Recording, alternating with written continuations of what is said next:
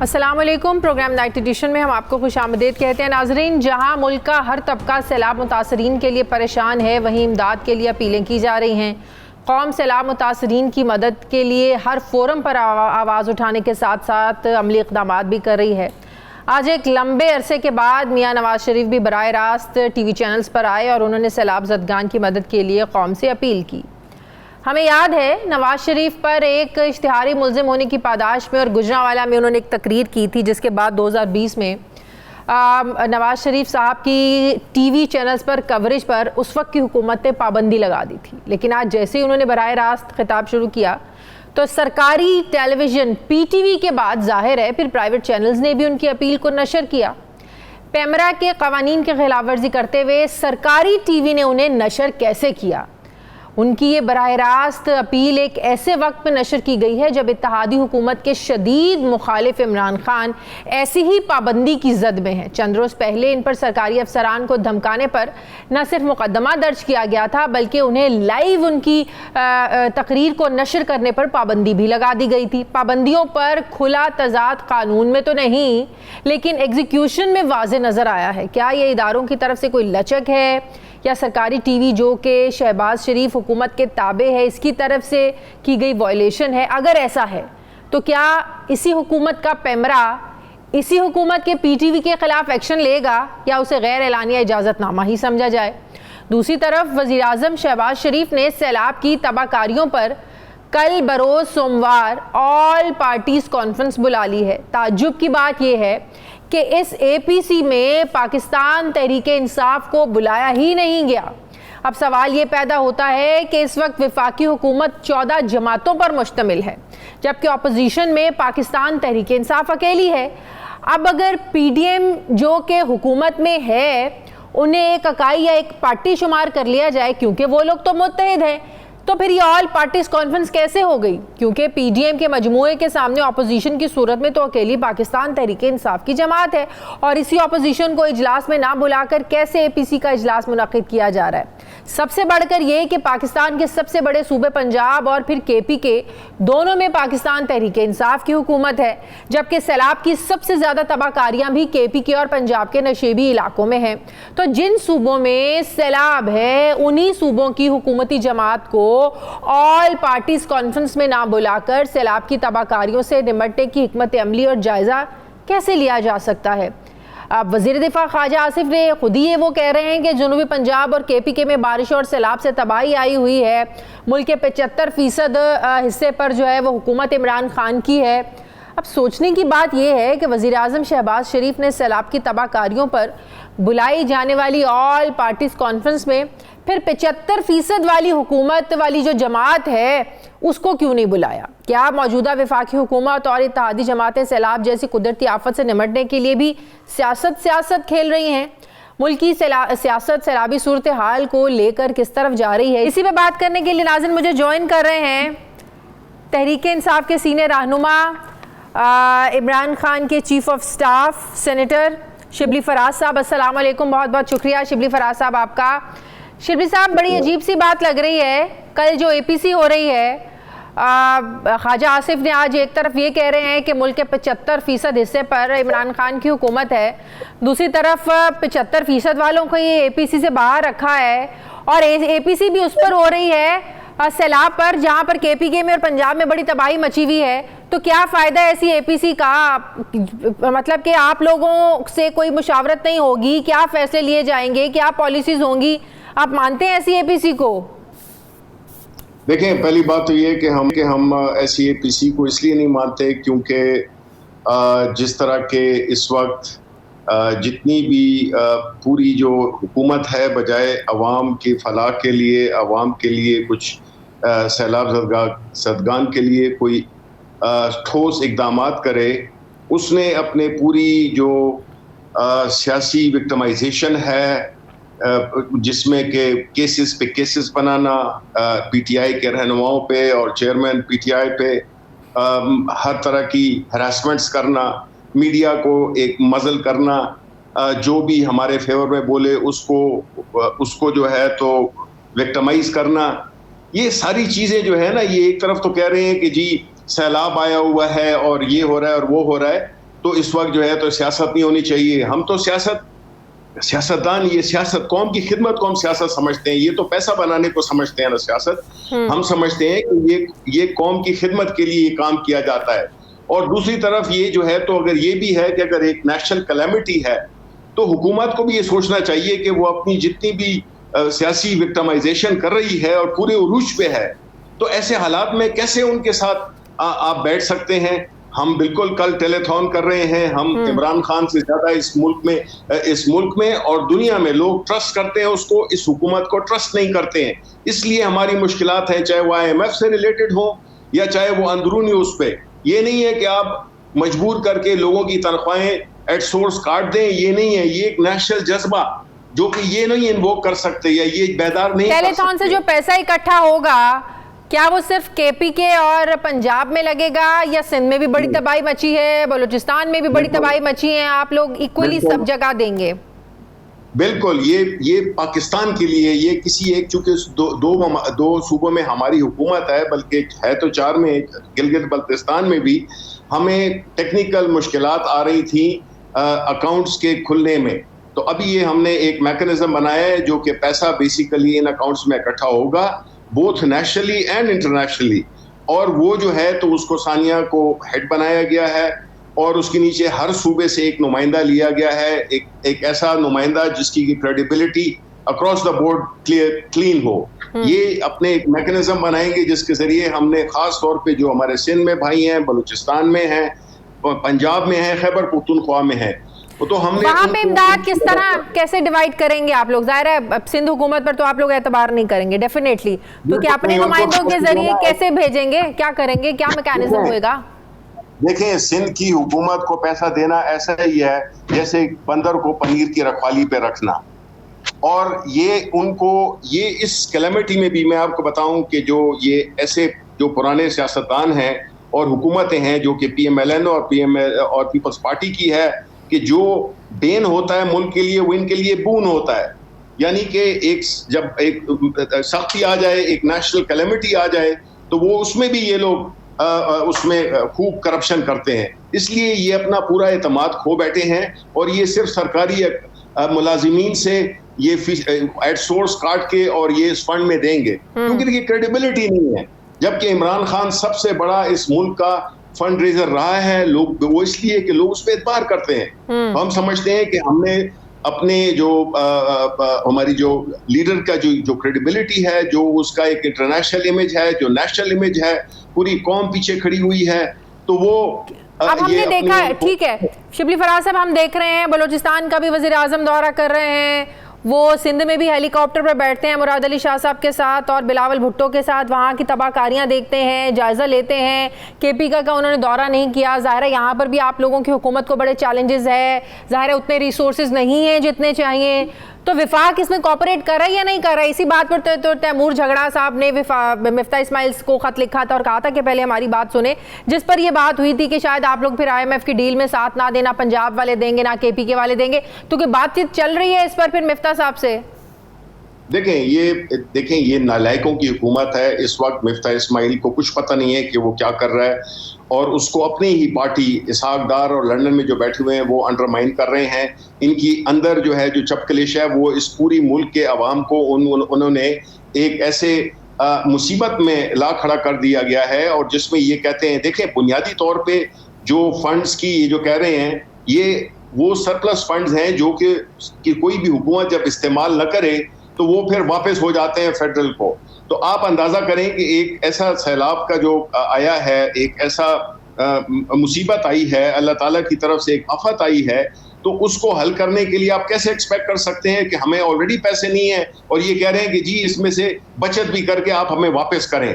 ये जो है तो ये बिल्कुल एक फ्रॉड है और हम जो है तो ये बिल्कुल हमारी एक स्टेटेड पोजीशन है कि हम कैसे कर सकते हैं जबकि हमने अपने अवाम को पैसा देना है और हम फिर सरप्लस कैसे देंगे। हमने IMF को कोई खत नहीं लिखा है, ये हमने मिफ्ता इस्माइल को लिखा है कि आप बताएं कि ये आप वादे कर रहे हैं। प्रॉब्लम पता है क्या है शाजिया? प्रॉब्लम ये है कि ये चूंकि एक बड़ी एक साजिशी हुकूमत है जो साजिश के जरिए आई है, तो इनको IMF के सामने वो IMF वाले इनको कहते हैं आप बैठे, ये लेट जाते हैं। यानी इनकी अवाम का ये हमेशा रहे हैं, ये अवाम की फलाह का नहीं सोचते। हम भी थे, हमने हार्ड नेगोशिएट किया। तो कहने का मतलब ये है कि इस वक्त मुश्किल वक्त में बजाय विफाक आपको दे और बल्कि आपसे सरप्लस जो है ना वो मांग रहे हैं। एग्जैक्टली ये चीज हमने कही है। हमारा यही एक प्रिंसिपल पोजीशन है कि ये नहीं है कि हम कोई खुदा ना खास्ता अपने मुल्क के किसी उसमें हम रखना डाल रहे हैं। ये इनको चाहिए, इनका जोर सिर्फ यहाँ पे चलता है। उनके सामने जो गोरी चमड़ी है उसके सामने ये आंख नहीं उठा के देखते। ये उनको साथ नेगोशिएट करना चाहिए कि हमारे मुल्क में अनप्रेसिडेंटेड सैलाब आया है और हमारे पास जो ये हमने 700-800 अरब रुपए जो हमने ये सरप्लस फंड्स के रखे हुए थे, अब मुझे बताएं कि सिंध कैसे वापस करेगा? ये सिर्फ केपी का मसला नहीं है, पंजाब कैसे करेगा पैसे वापस जबकि उनको उल्टी जरूरत है। तो ये इनको IMF के साथ नेगोशिएट करना चाहिए बनिस्बत लेट जाने के। अभी तक तो ये लेटे हुए हैं। सही। अच्छा, लेकिन आप लोग जो जलसे वलसे भी कर रहे हैं इस पर भी आप लोगों पर बड़ी तनकीद हो रही है कि मुल्क में इतनी बड़ी आफत आई हुई है तो जलसे और ये सियासी तकरीबात ज़्यादा ज़रूरी हैं। ठीक है, कल टेलीथॉन भी कर रहे हैं, लेकिन जो पैसा जलसों पे खर्च हो रहा है, जो रिसोर्सेज वहाँ पर इस्तेमाल हो रहे हैं, वही पैसा सैलाब ज़दगान की मदद के लिए भी इस्तेमाल में लाया जा सकता है। तो कुछ अरसे के लिए जब तक ये मुसीबत कुछ ख़त्म ना हो जाए, कम ना हो जाए, तो जलसे क्या मनसूख नहीं हो सकते? सियासत तो चलती रहेगी। देखें, ये वो आर्गुमेंट है जिसका कि मैं पहले जवाब दे चुका हूं। एक तरफ तो हमें कहा जा रहा है कि सियासत हम करेंगे, बिल्कुल जलसे करेंगे। हम उन इलाकों में नहीं करेंगे जहां पे के सैलाब की तबाहकारियां आई हैं। हम बिल्कुल करेंगे बिकॉज हम एक जहाद कर रहे हैं, एक ऐसी आज़ादी के लिए, एक ऐसी हकीकी आज़ादी के लिए हम जहाद कर रहे हैं। और साथ ही साथ में हमारा जो रफायामा का जो सैलाब ज़दगान के जो अफेक्टेड लोग हैं, इलाके हैं, उनके लिए हम फंड्स भी इकट्ठे कर रहे हैं। ये इनको कहना चाहिए, इनसे पूछना चाहिए कि अगर आप एक आफत आई हुई है उसमें आप पॉलिटिकल विक्टिमाइजेशन की आपने वो मिसालें कायम की हैं जिसमें कि आप मीडिया को दबाया है, आपने वो दहशतगर्दी के मुकदमे इमरान खान के खिलाफ बनाए हैं, आप रोज अदालतों में बुलवाते हैं, आप रोज FIR करते हैं। हमारे जितने भी वर्कर्स हैं, लेकिन जवाब में तो पंजाब हुकूमत भी तो वही कर रही है ना। जो राना सनाउल्लाह पर मुकदमा बना जब आप लोग हुकूमत में थे, अगर तब होता तो मेरिट पर लगता भी तो समझ में भी आती थी। अब तो साफ लग रहा है कि पॉलिटिकल विक्टिमाइजेशन इधर से भी हो रही है। बिल्कुल नहीं हो रही। हमारे पास देखें, पहली बात तो ये है कि राना सनाउल्लाह पे तो पहले वो जो मॉडल टाउन का केस है ना, उसमें मुकदमा रिवाइव होना चाहिए, वो क्यों नहीं हुआ? बाकी जो उन पे केसेस है वो क्यों नहीं रहे? हमारा तो प्रॉब्लम ही यही है कि हमने कभी पॉलिटिकल विक्टिमाइजेशन नहीं की। और अगर हम पॉलिटिकल विक्टिमाइजेशन करते तो ये आज हमारा ये हाल ना होता। हमें हमेशा हमने एक कानून और आइन के दरमियान रह के हमने चीजों को किया है। ये मुकदमात इन्हीं ने एक दूसरे पे बनाए हुए थे और उसको जब भी ये इदारे आते थे, नैब पे आता था, तो ये आके उधर जत्थों के साथ पहुंच जाते थे। इन्होंने हर वो हरबा इस्तेमाल किया है जो कि कंफर्म माफिया। तो आप लोगों को हुकूमत में होते नहीं उस वक्त पकड़ना चाहिए था ना। जब आप लोग हुकूमत में थे तब पकड़ते आप लोग, तब भी सानिया मॉडल टाउन भी खोलते, फिर जो राना सनाउल्लाह की तकरीर थी धमकियों वाली, फिर उस पर भी पकड़ना चाहिए था आपको। मतलब कि अब क्या फायदा? देखें, पहली बात तो ये है कि हम ये मुकदमे अभी भी करेंगे और हमने किए भी हैं। बात ये नहीं है, हम तो ये सिर्फ कह रहे हैं कि हम वो किसे कहते हैं ना, हम उफ भी करते हैं तो हो जाते हैं बदनाम, वो कत्ल भी करते हैं तो चर्चा नहीं होता। बात यह है कि इस वक्त हमें एक ऐसी कुव्वतों से जो कि PDM की शक्ल में जो पर्सोनिफाई होती हैं या आइडेंटिफाई होती हैं, इससे नालायक, इससे एक विंडिक्टिव हुकूमत कभी इस मुल्क में आई नहीं थी, मार्शल लॉ के जमाने में भी नहीं आई थी। जो कुछ भी ये कर रहे हैं और इनकी देखें, इनकी परफॉर्मेंस देखें। अगर ये 30 साल में अगर ये काम करते, वही काम जो कि बांग्लादेश ने किए थे जिसमें कि हम छोटे थे तो हर रोज सैलाब आया होता था, उन्होंने कैसे टर्न अराउंड किया? बिकॉज उनकी सिंसियर हुकूमतें थी। उन्होंने आज कभी भी बांग्लादेश को, आप देखें पंजाब में जो हमने प्रोजेक्ट शुरू किए हैं, कौन सा आज डूबा होता अगर हम वहां पे प्रोजेक्ट्स न किए होते। हमने डैम्स के प्रोजेक्ट शुरू किए, 10 बड़े डैम्स के प्रोजेक्ट शुरू किए। तो इन 30 साल में इनसे पूछा जाए कि आप इतने नालायक और इतने करप्ट थे कि आपने कुछ भी नहीं किया। एक बात बताएं, आपने आज नवाज शरीफ साहब को देखा टेलीविजन पर? देखें, मुझे ये पता चला है, मुझसे ये गुनाह सरजद नहीं हुआ, मैंने नहीं देखा उनको। लाइव चला, लाइव। इससे ये जाहिर होता है कि मायार मुख्तलिफ हैं।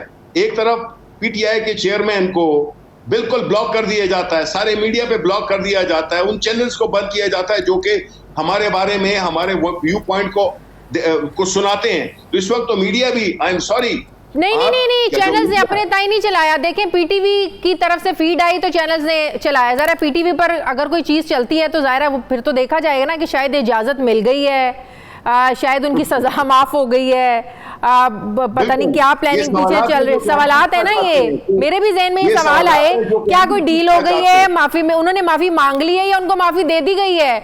सरकारी टीवी पर चला तो वो फीड सबने चलाई ना, गुनाह तो सरजद किसी से हुआ है। देखिए ये इससे क्या जाहिर होता है कि एक तरफ वो लीडर जो कि खड़ा हुआ है इस मुल्क में, एक पूरे मुल्क उसके पीछे खड़ा हुआ है, उसको टीवी पे हर लिहाज से, प्रिंट मीडिया में उसमें ब्लॉक किया जा रहा है, और दूसरी तरफ है एक वो शख्स जिसने कि न सिर्फ इस मुल्क को लूटा बल्कि उसने इस मुल्क के इदारों में तकसीम क्रिएट करने की कोशिश की, और उसकी बेटी ने उसको कंफर्म किया, उसको रिएटरेट किया, बाकी लीडर्स ने जो जहर अफशानी की इदारों के बारे में। तो कहने का मकसद ये है कि देखें जी, पाकिस्तान के अवाम अब वो नहीं रहे जो 90 में थे या 80 में थे या 70 में थे।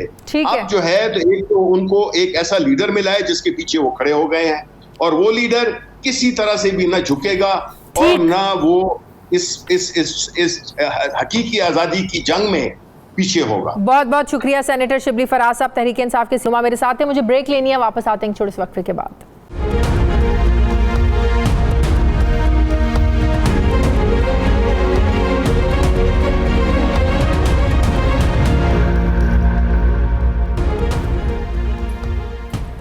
ब्रेक के बाद एक बार फिर से आपको खुशामदीद कहते हैं। मुझे ज्वाइन कर रहे हैं सीनियर सहाफ़ी तज्ज़ियाकार साबिर शाकिर साहब। अस्सलाम वालेकुम, बहुत बहुत शुक्रिया। साबिर शाकिर साहब, आपका एकदम आपने देखा आज नवाज शरीफ साहब की टेलीविज़न स्क्रीन्स पर वो नमूदार होते हैं, पीटीवी की फीड से तमाम चैनल्स जो हैं वो उनको लाइव नशर करते हैं, तो मेरे जहन में बड़े सवालात आए कि क्या नवाज शरीफ साहब के लिए एक कोई राह हमवार की जा रही है उनकी वापसी के लिए, जिस तरह उनको टीवी चैनल्स पर आज जगह दी गई, माफ़ी मांग ली है, माफ़ी दे दी गई है, क्या अंदर खाते कुछ ऐसी चीज़ें चल रही हैं जो अचानक से आज नमूदार हो गए पाबंदी के बावजूद?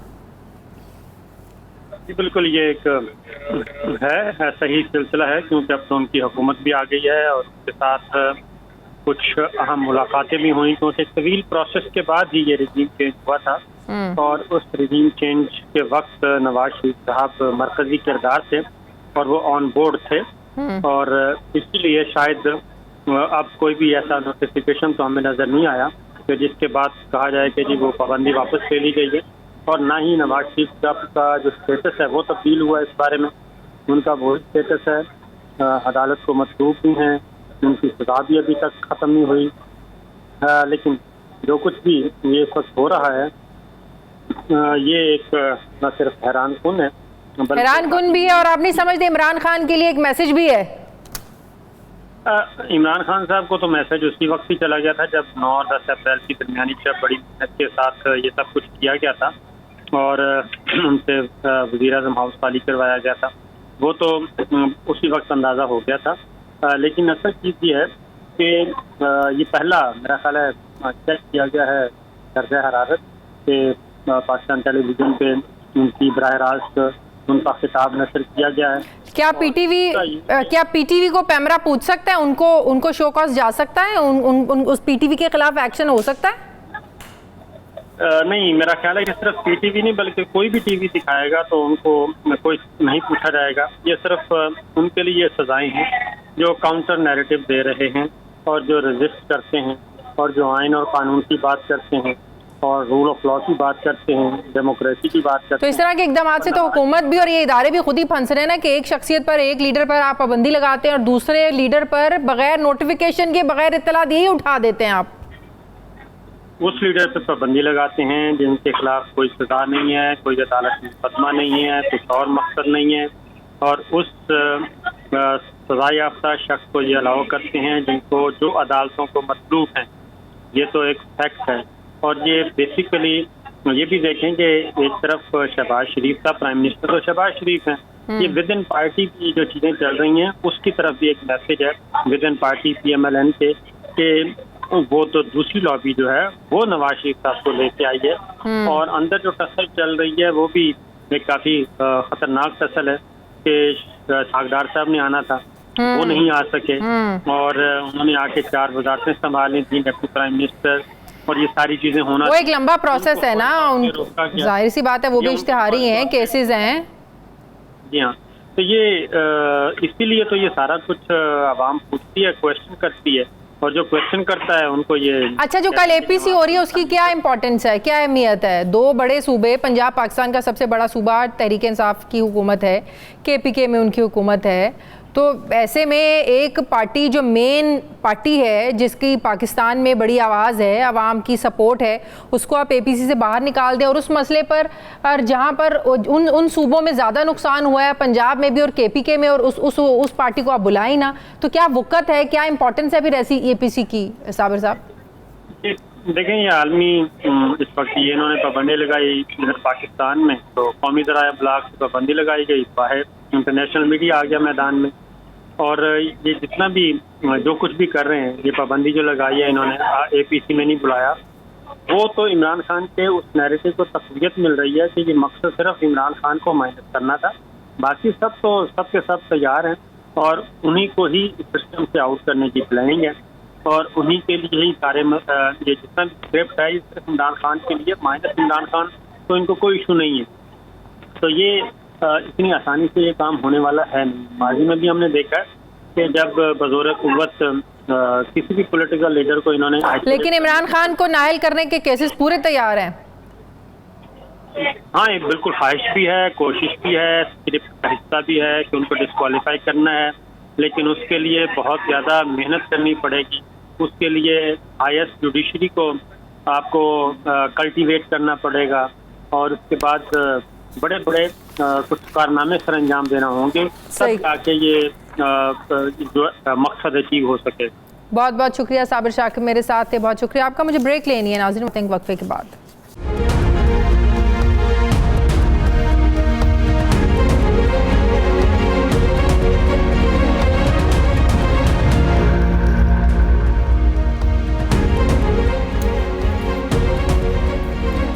ब्रेक के बाद एक बार फिर से आपको खुशामदीद कहते हैं नाज़रीन। मुल्क भर में सैलाब ने तबाही मचा रखी है। अफसोसनाक बात यह है कि हालिया बारिशों और सैलाब के बाद इस कुदरती आफत पर होने वाली बहस को कुछ हल्के सिर्फ सियासी या मुआशी मसले तक ही महदूद कर रहे हैं। अपोजिशन हुकूमत को और हुकूमत अपोजिशन को मौरूद इल्ज़ाम ठहरा रही है, लेकिन एक पॉइंट जिस पर कोई तवज्जो नहीं दे रहा है वो ये है कि किस तरह हालिया सैलाब की एक वजह एक मौसमियाती तब्दीली भी है, और किस तरह मौसमियाती तब्दीली दूसरे ममालिक की तरह हमारे लिए भी एक बड़ा मसला बन चुकी है। आलमी थिंक टैंक जर्मन वॉच की 2021 की एक रिपोर्ट के मुताबिक पाकिस्तान, फ़िलिपाइन और हेटी के बाद दुनिया में मौसमी हालात की वजह से सबसे ज़्यादा मुतासिर होने वाला मुल्क है, जिससे मुल्क की मईशत पर अरबों रुपए का बोझ पड़ रहा है। मुल्क को मौसमियाती तब्दीली की वजह से जिन खतरात का सामना है, इनमें सबसे बड़ा खतरा सैलाब, इसके बाद खुश्क साली या कहत साली, सतह समंदर में इजाफा, ट्रॉपिकल साइक्लोन और उसके बाद हीट वेव है। अगर इस तनाजुर में महकमा मौसमियात की रिपोर्ट उठाकर देखें तो रवां साल जुलाई में मामूल से ज़्यादा बारिशों का 61 साला रिकॉर्ड टूटा है, और इस महीने में मामूल से 181% ज़्यादा बारिशें हुई, यानी 3 गुना ज़्यादा बारिशें हुई हैं। इन्हीं बारिशों की वजह से सैलाब को फ्लैश फ्लड कहा जा रहा है। फ्लैश फ्लड में बारिशों के बायस ज़मीन के अंदर मज़ीद पानी जज्ब करने की सलाहियत या गुंजाइश मौजूद नहीं रहती, और फिर ये जो पानी होता है ये सैलाब के रेले की शक्ल इख्तियार करके माली और जानी नुकसान की वजह बनता है। जबकि इस किस्म की माहौलियाती तब्दीली का सिर्फ पाकिस्तान को ही नहीं सामना करना पड़ रहा है। अक़वाम मुत्तहिदा के ज़ेली इदारे inter governmental panel of climate change यानी IPCC की हालिया रिपोर्ट के मुताबिक माहौलियाती तब्दीलियों की वजह से दुनिया के तकरीबन 3.5 अरब लोग इससे मुतासिर हो सकते हैं। अब सवाल ये है कि इन तमाम अवामिल के बाद हुकूमत को क्या करना चाहिए, किस तरह के इक़दाम उठाने चाहिए जिससे माहौलियाती जो तब्दीली है इसके असरात को कम से कम किया जाए और मुस्तक़बिल में सैलाब समेत कहत साली जैसे संगीन मसाइल से क़बल अज़ वक्त निपटा जा सके। मैं बात करूँगी, मुझे ज्वाइन कर रही हैं माहिर माहौलियात मोमी सलीम साहिबा। अस्सलाम वालेकुम, बहुत बहुत शुक्रिया। मोमी साहिबा, ये बताइएगा, जब 2010 का सैलाब आया था तब भी पिछले रिकॉर्ड्स टूटे थे और कह रहे थे कि पाकिस्तान की तारीख का सबसे बड़ा सैलाब है। अब की बात जो बताया जा रहा है कि तकरीबन 200% ज़्यादा बारिशें हुई हैं, कि ये किस तरह की मौसमियाती तब्दीली हो रही है और आइंदा आने वाले जो ज़ाहिर है अगला साल है, अगला वक्त है, क्या असरात पड़ सकते हैं इसके? जी बिल्कुल, देखिए क्लाइमेट चेंज जो है वो साइंटिस्ट जो है वो आज पिछले 20-30 सालों से इसके बारे में बता रहे हैं और वार्न भी कर रहे हैं। इसमें ऑफ कोर्स डेवलप्ड कंट्रीज का बहुत बड़ा हाथ है कि वो अपनी इमिशंस कम नहीं कर रहे हैं, जिसकी वजह से अब हमें जो है इस तरह की मुसीबत जो है वो लाहक है। जहाँ तक फ्यूचर की बात है, ये और इंटेंस और फ्रीक्वेंट होते जाएंगे ऐसे डिजास्टर्स अगर कि हमने अपनी ग्लोबल इमिशंस कम ना की। पाकिस्तान की हद तक जो बात है वो हमारी वल्नरेबिलिटी ज़्यादा डिफाइन होती है इस वजह से क्योंकि हम लोग प्रिपेयर्ड नहीं हैं। देखें, अभी फ्लड की अगर बात की जाए तो जिस तरह इंफ्रास्ट्रक्चर को जो डैमेज हुआ है वो तो आपका न्यूजीलैंड में भी आया, वहाँ भी हुआ, बाकी जगह भी हुआ, लेकिन उसमें जानी नुकसान कम हुआ। उसकी वजह ये थी कि उनके पास ऑलरेडी इक्विपमेंट भी था, उनके पास ऐसे कैंप्स भी थे, तो कुछ हद तक ये और वो प्रीएम्प्ट मेजर्स लेते हैं। जब महकमा मौसमियात पहले आगाह कर देता है, हमें भी हर दफ़ा कहा जाता है कि महकमा मौसमियात ने बता दिया, लेकिन उसके बावजूद इक़दामात करना, इसको हम नाअहली कोताही कह सकते हैं। जी, और फिर देखें जैसे अभी आपने बात की कि जमीन में जज्ब कर, देखिए हम लोग इस वक्त एक तो हम लोग कॉन्क्रीट जंगल्स बनाते जा रहे हैं तो पानी को एब्जॉर्ब करने की ओपन स्पेसेस नहीं है। दूसरा, फ्लड का पानी हमारे लिए एक अपॉर्चुनिटी है। पाकिस्तान वाटर स्कार्स हो जाएगा अगले 10 सालों में। इससे बेहतर है कि हम ऐसे इस तरह के इंफ्रास्ट्रक्चर जिस तरह स्मॉल रिजर्वॉयर्स हैं, अंडरग्राउंड वाटर रिचार्ज वेल्स हैं, इस तरह की और छोटी छोटी चीजें हैं जो हम करें, जो कि इतनी कोई इन्वेस्टमेंट उसमें नहीं चाहिए, कोई बहुत बड़ी चीज है, लेकिन अगर वो हम छोटी छोटी सतह पे करें तो हम पानी को एक ऐसी जगह दे सकते हैं कि वो इस तरह से ठहरेगा नहीं और वो जो है इस तरह से स्टोरेज पानी फायदा भी देगा। जी बिल्कुल, देखें हमारा अंडरग्राउंड वाटर इस वक्त बहुत ज्यादा डिप्लीट होता जा रहा है, हमारा टेबल बहुत नीचे चला गया है और अगर आगे भी हमें पानी, ऑलरेडी हमें पता है बहुत से इलाकों में नहीं है, लोग तरसते हैं पानी को, फ्रेश वाटर को, तो ये वो टाइम है कि जिसमें आप लोगों ने और जो शॉर्ट टर्म और लॉन्ग टर्म सोल्यूशंस जो हैं इसके हैं, लेकिन 2010 से अभी तक काफी लॉन्ग टर्म हो चुका है मेरे लिहाज से। तुम लोगों को कोई अडेप्टेशन मेजर्स लेनी चाहिए थी। और दूसरा, इनोवेशन बहुत जरूरी है। हम ट्रांसफर ऑफ टेक्नोलॉजी से वेस्ट के ऊपर डिपेंड नहीं कर सकते कि वो हमें जी इनोवेटिव आइडियाज देंगे तो हम करेंगे। आपके इधर 62% यंग लोग हैं, आप उनके अंदर इन्वेस्ट करें and they will be able to give you innovations जो इस वक्त क्लाइमेट चेंज के तो अभी आने वाले दिनों में कहा जा रहा है मजीद बारिशों की पेशगोई है, मजीद ये चेंजिंग्स होंगी तो ज्यादा और मसला हो सकता है। इंडीड ऐसे ही है। और अभी भी देखें बहुत से ऐसे टेक्निकल लोग हैं जो ये बता रहे हैं कि आप कहाँ पे ज़मीन के अंदर वेल्स खोदें, अभी भी हमें उनको, लेकिन अभी हुआ ये है कि जाहिर सी बात है इन्होंने रिवर में या डैम्स में जाना शुरू हुआ है ये पानी, तो वो भी ओवरफ्लो करेगा और बारिशें होंगी तो और ज़्यादा थ्रेट बढ़ेगा। लेकिन उसमें अब ऑफ कोर्स जानी हमें ऑलरेडी पता है, बहुत से लोग जो है ऑलरेडी इवैक्यूएट कराया जा चुका है, तो उससे यहाँ से जानी नुकसान तो नहीं लेकिन माली नुकसान बहुत ज्यादा है। आपको पता है कि वर्ल्ड बैंक के मुताबिक ये डिजास्टर जो हैं ये पाकिस्तान को 4% ऑफ इट्स जीडीपी, लेकिन ये बिल्कुल गैर मुतवक्किल सिचुएशन थी जो इस बार हम फेस कर रहे हैं। नहीं जी, IPCC इंटरनेशनली उन्होंने साउथ एशिया के बारे में कहा था कि टेम्परेचर बहुत ज़्यादा राइज करेगा और उसकी वजह से प्रेसिपिटेशन बहुत ज़्यादा होगी, आपकी इवेपोरेशन ज़्यादा होगी और हैवी रेनफॉल। और इस दफ़ा शेरी रहमान जो मिनिस्टर हैं उन्होंने भी ये कहा था कि इस दफ़ा हमें फ्लड्स का सामना होगा। ये सब चीज़ें पता थी। देखिए, आपके पास ये प्रिपेयर्डनेस का टाइम है, आप NDMA को कैपेसिटेट करें, आप उनको ज़्यादा उनकी कैपेसिटीज़ बिल्ड करें, उनको इक्विपमेंट दें उनके साथ, क्योंकि वो खुद से ये बात जानते हैं और वो ये चीज़ शायद गवर्नमेंट को बता भी रहे हों। आप जो $1 बचा रहे होते हैं ना प्रिपेयर्डनेस के लिए, आप $6 डिजास्टर में खो जाते हैं। तो देखें ये कितना इम्पोर्टेंट है कि हम लोगों को प्रिपेयर करना है। और प्रिपरेशन जो है वो सिर्फ कैंप्स बनाना नहीं है, वो ऐसी इनोवेशंस हैं छोटी छोटी, और ये बड़ा लोकल विजडम है। ये कोई साइंस, इतनी बड़ी रॉकेट साइंस नहीं है कि आपने पानी को कहाँ जगह देनी है, आपने कंक्रीट नहीं करने अपने। देखें, ओपन स्पेसेस शहरों में भी अब कहाँ बची हैं, आपको भी पता है। तो ये सब वो चीजें जो हमें अर्बन डेवलपमेंट को देखना है, हमने अपने लैंड यूज को देखना है। बहुत बहुत शुक्रिया मोमी सलीम साहिबा, माहौलियात मेरे साथ हैं। मुझे ब्रेक लेनी, वापस आते हैं वक्फे के बाद।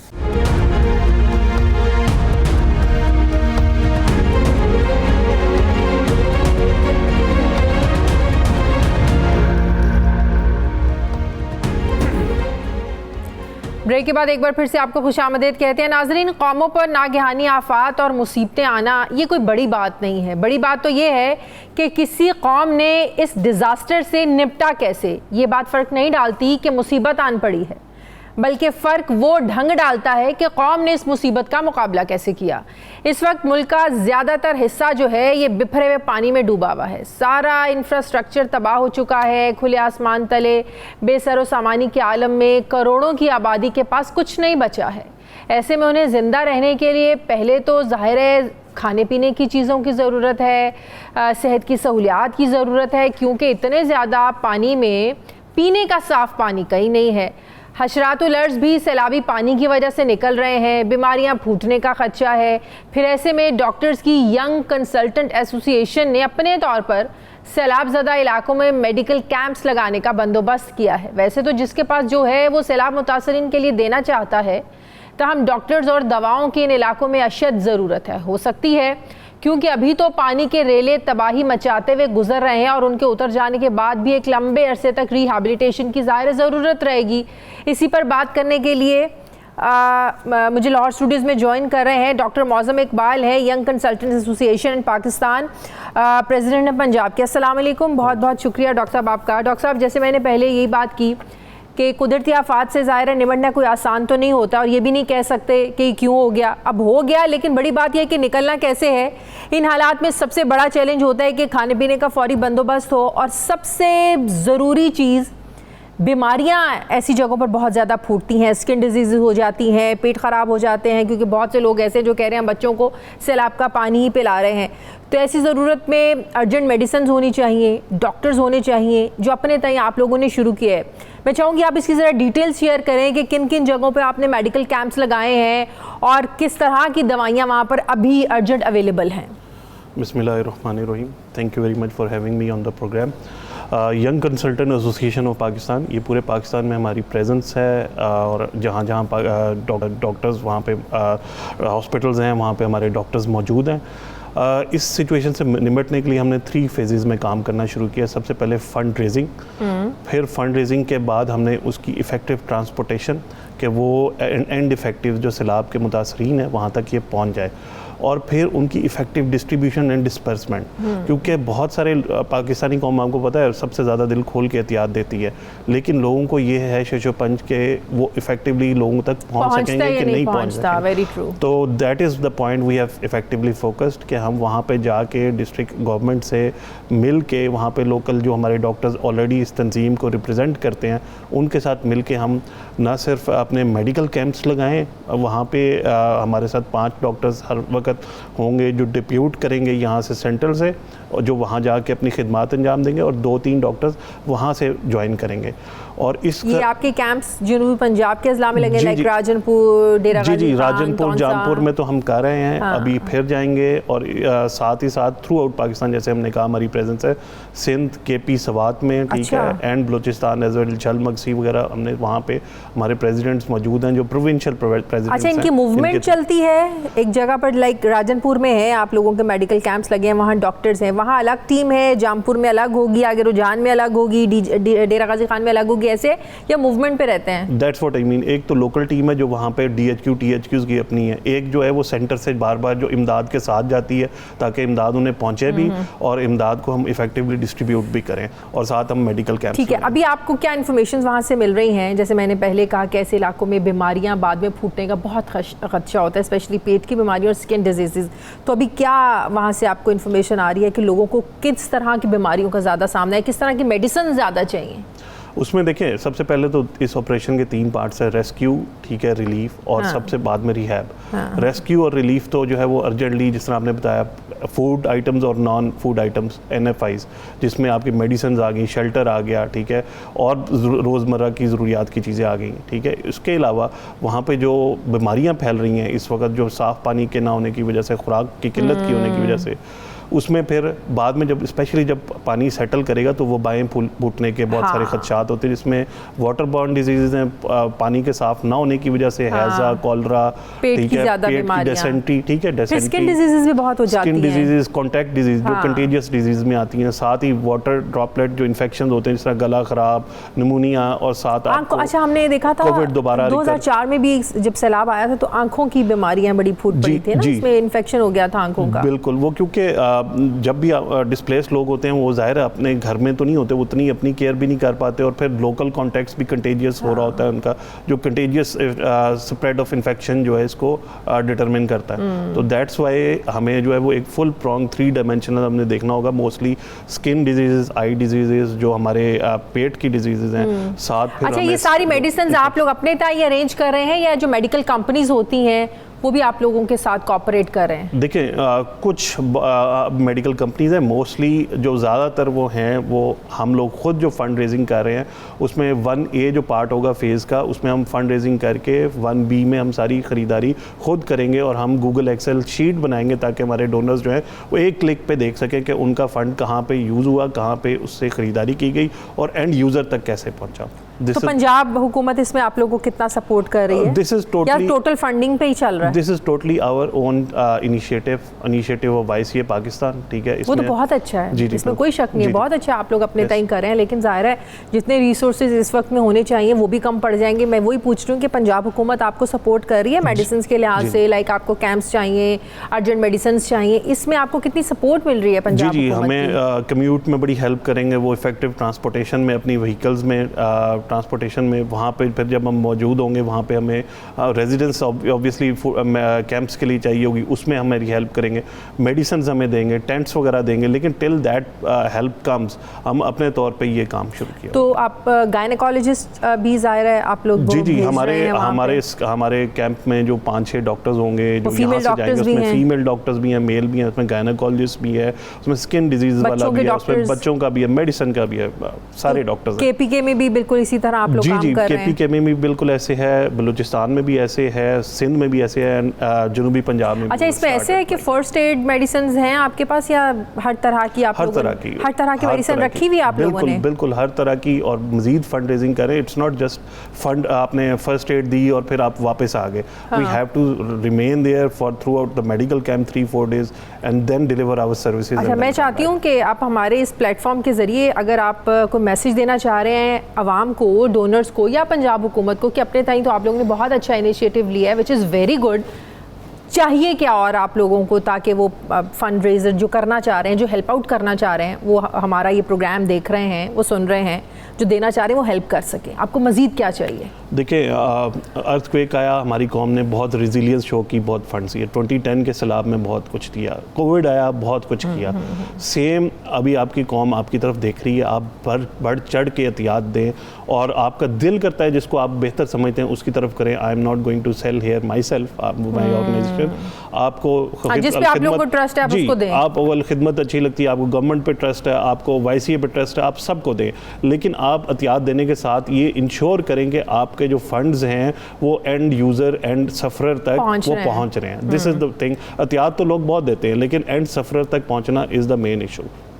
मेडिकल कैंप्स वगैरह की ज़रूरत है आपको? जी, मेडिकल कैंप्स की हमें बिल्कुल ज़रूरत है, और हम जाएंगे, और हमारा पर्पज़ ये है कि लोकल डॉक्टर्स और प्लस हमारे वफद मिल के मेडिकल कैंप्स लगाएं। थैंक यू, बहुत बहुत शुक्रिया डॉक्टर मौज़म इकबाल। मेरे से हमारा भी यही मैसेज है कि आगे बढ़िए, बढ़ चढ़ कर एहतियात दीजिए, और अब सैलाब में जो घिरे हमारे बहन भाई हैं, बच्चे हैं, बुज़ुर्ग हैं, उनकी खुले दिल से मदद कीजिए, क्योंकि हमें पता है ये पाकिस्तानी कौम जो है हर मुश्किल वक्त में, चाहे वो 2005 का ज़लज़ला हो, चाहे वो 2010 का सैलाब हो, चाहे वो कोविड हो, सब ने मिलकर जो है ना वो इन मुसीबतों का मुकाबला किया, और इंशाल्लाह इस बार भी पूरी कौम जो है वो इससे निमट लेगी।